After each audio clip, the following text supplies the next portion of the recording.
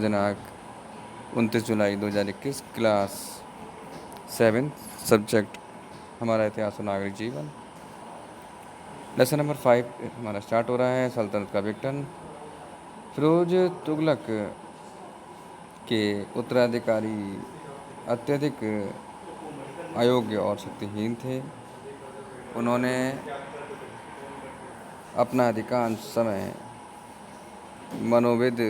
मनोविनोद तथा पारस्परिक संघर्ष में ही लगाया। मनोविनोद मतलब होता है कि मतलब नृत्य देखने में या ऐशबाजी करने में, इस सब में चीज़ लगाया। बाकी आपस में ही लड़ते रहे, तो उसमें पारस्परिक संघर्ष। परिणाम स्वरूप प्रांतीय गवर्नरों ने अपने को स्वतंत्र घोषित कर दिया। सल्तनत का बचा खुचा वैभव दिल्ली में 1398 ईस्वी में हुए तैमूर के आक्रमण से समाप्त हो गया। तैमूर लंग जब आया था, तैमूर का आक्रमण, मेरे बच्चों, तैमूर का आक्रमण हम लोग जानते हैं। जब तैमूर लंग जो था वो मंगोल देश जो वहाँ से आया था। सन 1398 ईस्वी में उत्तर भारत पर फिर मध्य एशिया की सेनाओं का आक्रमण हुआ। तुर्क सरदार तैमूर ने, जिसे तैमूर लंग भी कहा जाता है, अपनी विशाल सेना लेकर भारत पर आक्रमण कर दिया। आक्रमण का उद्देश्य केवल उत्तर भारत पर आक्रमण करना और लूट का माल लेकर मध्य एशिया लौटना था, मतलब वहाँ बसना नहीं था। तो इसलिए वहाँ भारत पर आक्रमण किया और करने के बाद वापसी सारा सामान लेकर, जितना भी लूटा वो सामान था सब लेकर वापस मध्य एशिया लौटना। मध्य एशिया का मतलब है यहाँ पे चाइना और मंगोलिया, ये सब देश। तैमूर के सैनिकों ने दिल्ली में प्रवेश किया।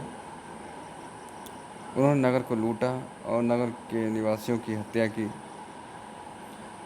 जब उन्होंने पर्याप्त मात्रा में धन लूट लिया तब वे समरकंद लौट गए।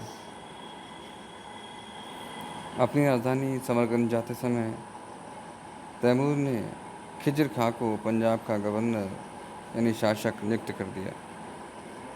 किसे? खिजर खां को। तो इस प्रकार से जो है तैमूर लंग ने अपना जो मकसद था वो सिद्ध किया।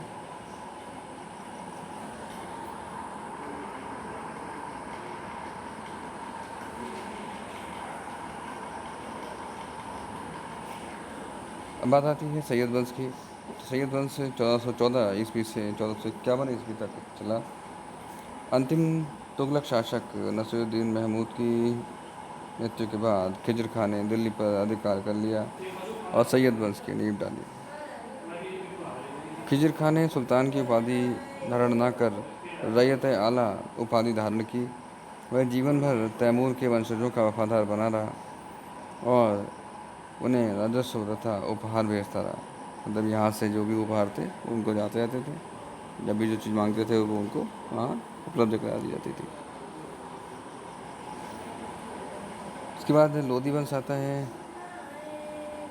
तो 1451 ईस्वी से 1526 ईस्वी दिल्ली सल्तनत का अंतिम राजवंश लोधी वंश था। 1451 ईस्वी दिल्ली के अमीरों ने सरहिंद के सूबेदार बहलोल लोधी को आमंत्रित कर दिल्ली के सिंहासन पर बैठा दिया।